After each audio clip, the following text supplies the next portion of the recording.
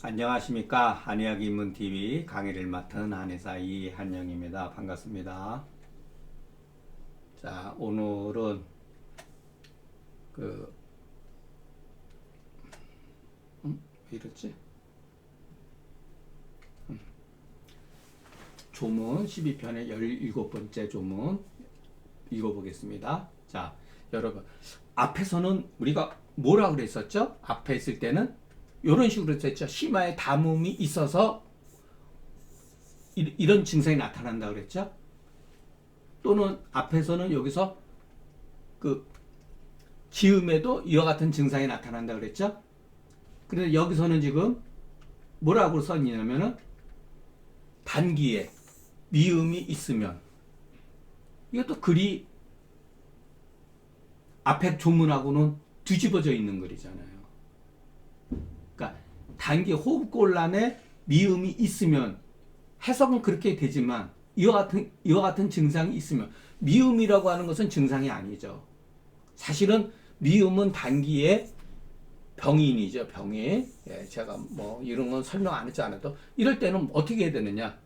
소변으로 배출시키면 된다. 소변으로 제거하면 된다. 그렇지만 아까 앞에서는 뭐라 그랬죠? 병 담음자에는 마땅히 온약으로서 화를 쓴다 그랬죠. 여기서는 소변을 배출시킨다는 거예요. 그러면 이것이 과연 두 가지 법일까요? 꼭 그런 거는 아니에요. 그냥 그 상황에 따라서 이렇게 분류를 해놓은 거죠. 연계출감탕을 쓰면 정말로 요량이 증가할까요? 아닐 수도 있어요. 이것이 온약의 어떤 역할을 할 수도 있어요. 온약은. 책에 이렇게 썼다 그래가지고 반드시 연계출감탕이 소변을 배출시키는 약이 아니에요. 심지어는 오령산을 썼다고 그래가지고 소변이 많이 나가거나 그러지 않아요. 실질적으로. 그러니까 온법으로 화한다. 여기서는 제거한다 그랬지만은 요 말에는 이런 뜻도 내포될 수 있다. 그리고 신경환을 또 치료하는 경우도 있다. 그러나 여기서는 엄밀한 말이면 요거는 다른 약재거든요. 그러니까 우리가 여기서는 다른 거에 어떤 그 이유가 있기 때문에 참고를 해야지 연계출감탕 아닌 신경을 쓴다 이런 뜻은 아니에요. 그러니까 거기에 대해서 우리가 한번 알아보겠습니다.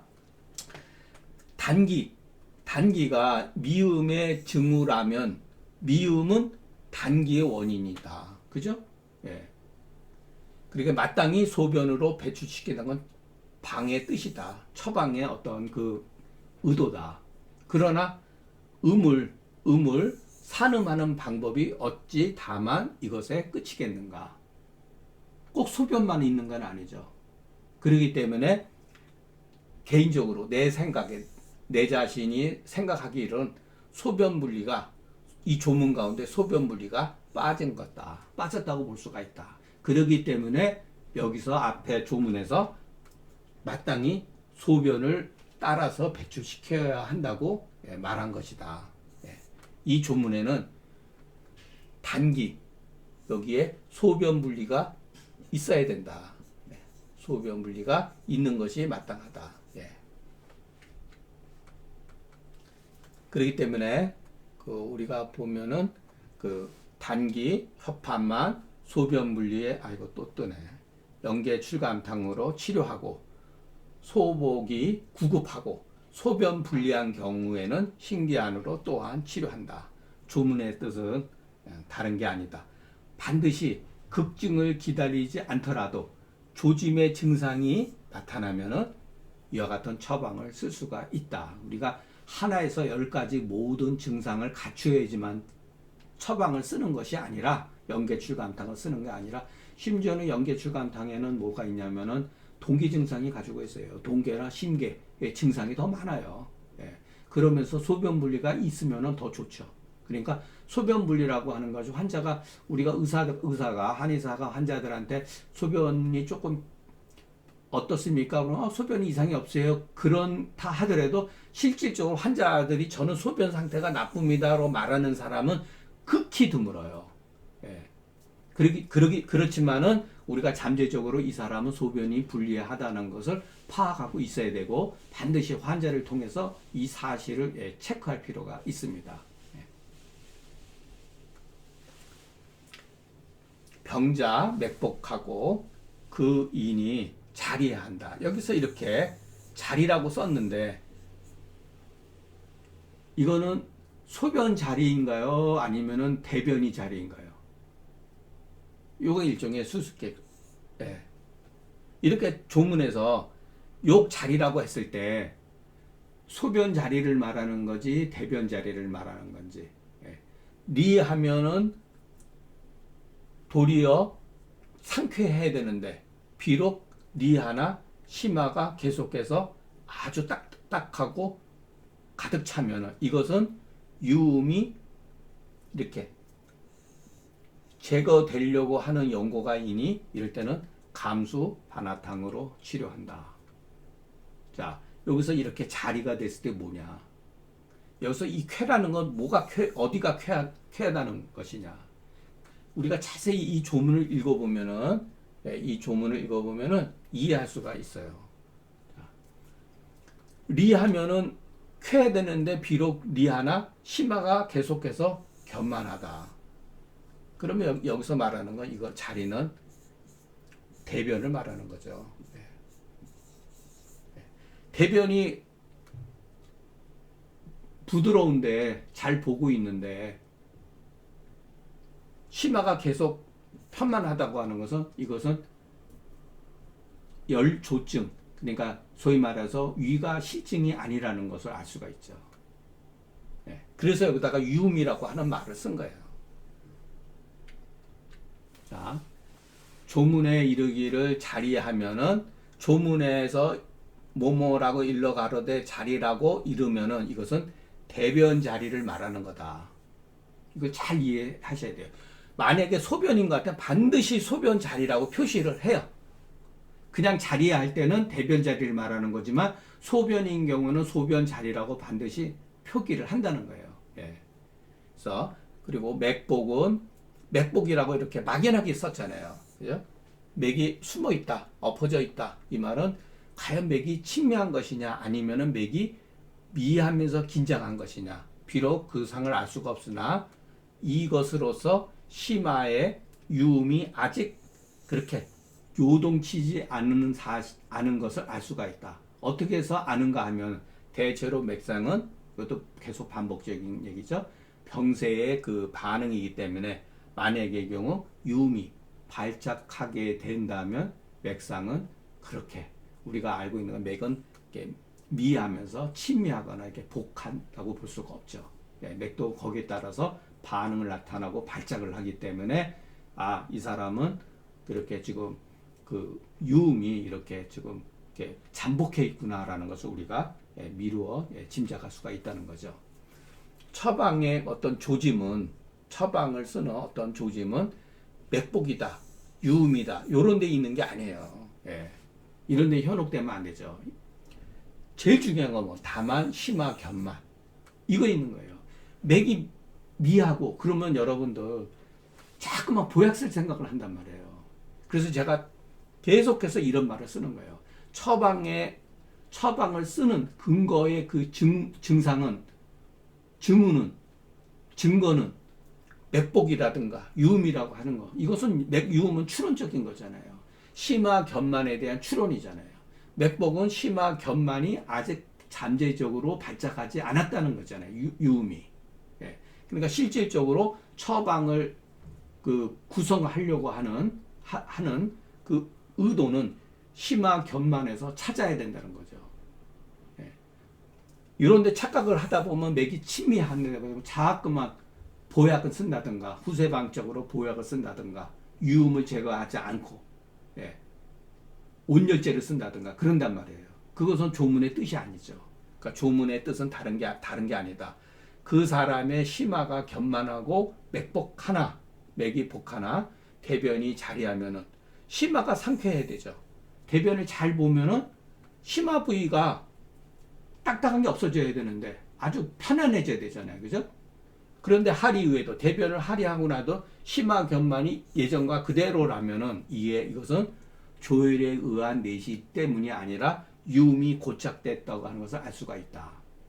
그런데 다른 조문에서 보면은 실질적으로 지음이 경고할 때도 후박 산물탕이라든가 소위 말해서 소승기탕류의 처방을 쓴단 말이에요. 그러니까 그게 구별하기가 어려워요, 사실은. 예. 저도 여기다가 이런 말을 썼지만은 이 말이 다 옳은 건 아니에요. 예를 들어서 그 유음증이라 하더라도 심한 경우라 하더라도 예전 사람들은 승기탕류를 얼마든지 썼었다는 거. 예. 그것을 우리가 이해를 할 필요가 있다. 여기서는 조혈의 내실 때문이 아니라 유음이 축구한 것을 우리는 이해할 수가 있다. 그러므로 개인적으로 이와 같은 경우에 영계출감탕, 사군자탕, 이진탕류를 한번 치료해보고 그래도 치료가 안 되면 그때는 감수라고 하는 하수지제 약을 써야 된다. 예. 그러니까 우리가 그 앞서서도 제가 말씀드렸지만은 병세의 관점에서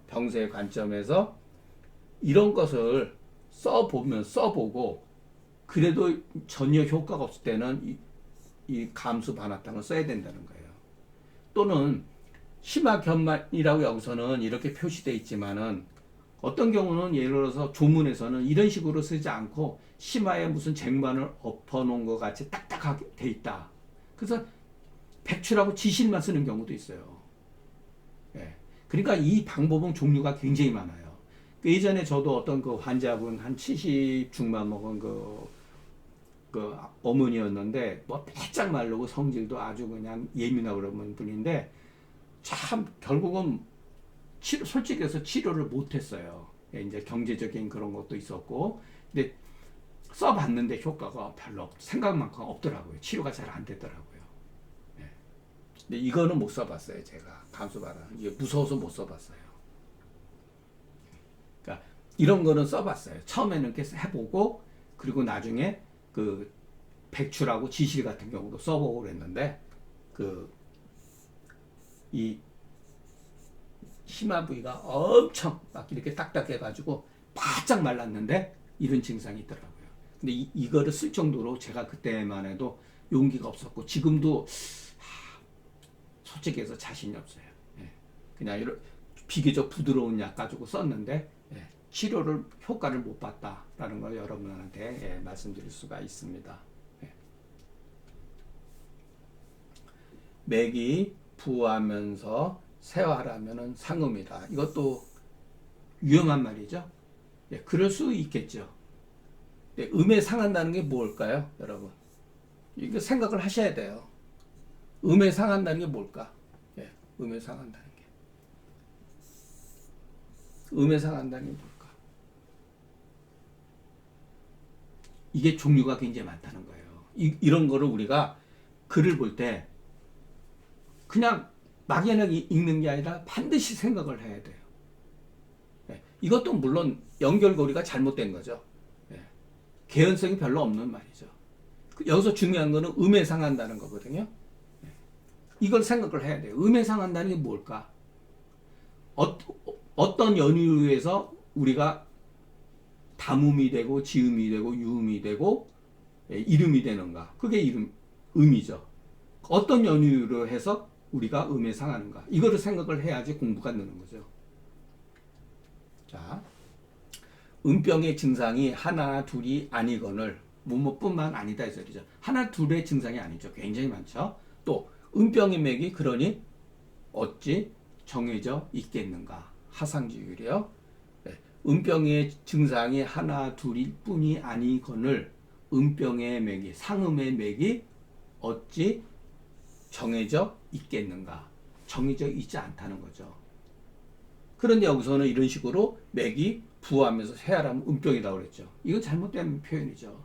맥이 뭐 침미한 경우도 있고 맥이 미한 경우도 있고 맥이 침한 경우도 있고 그것은 얼마든지 변할 수가 있죠.